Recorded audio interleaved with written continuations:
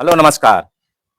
हाँ, तो देखिए ये हमारे घर का एक सुंदर सा बगीचा है और हम इस बगीचे में आज अंतर्राष्ट्रीय योग दिवस पर योग करेंगे।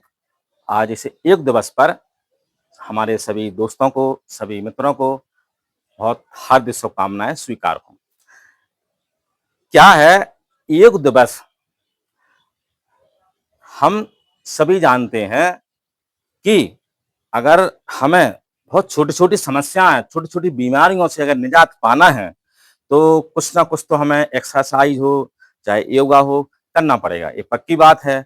और ये कोई नई चीज़ नहीं है, ये तो ऐसा है कि हम जो योग करते हैं, हम जानते हैं कि योग करने से हमें लाभ है, हमारा शरीर स्वस्थ होगा, निरोग होगा, ये पक्की बात है। आपने ये कबीरदास का दोहा सुना है, कबीरदास का जो दोहा है, वो यह है कि दुख में सुमरन सब करें, सुख में करे न कोई, और जो सुख में सुमरन करे सो दुख काहे को होए। बिल्कुल सही बात है, इसका सही अर्थ है। अर्थ हमारी समझ में आ गया है कि अगर हम दुख में सभी लोग भगवान को याद करते हैं, तो अगर वास्तव में हम सुख में अगर भगवान को याद करें तो हम दुख नहीं होगा।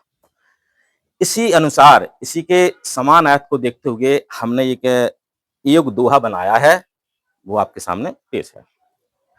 दोहा यह है कि अस्वस्थ में योगा सब करें, अस्वस्थ में योगा सब करें, स्वस्थ में करे ना कोई, और जो स्वस्थ में योगा करे तो अस्वस्थ काहे को होए। सही बात है। अगर आप किसी दर्द से, शारीरिक आप कोई समस्या से, बीमारी से परेशान हैं, तब आप तरह-तरह के योगा, तरह-तरह के जो डॉक्टर से एडवाइस लेकर हम एक्सरसाइज, घूमना, कुछ भी हम करते हैं।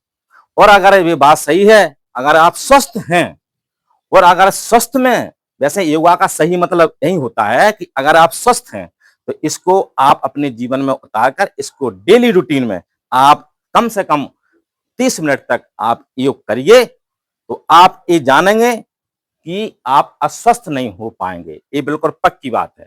इसलिए योग का मतलब यही होता है कि आप स्वस्थ में इसको करते रहिए। ये नहीं है आज कर लिया, 15 दिन बाद किया, महीने जब ध्यान आया जब आपने योग कर लिया। ठीक है? ये रहा हमारे इस योग दिवस पर संक्षिप्त जानकारी।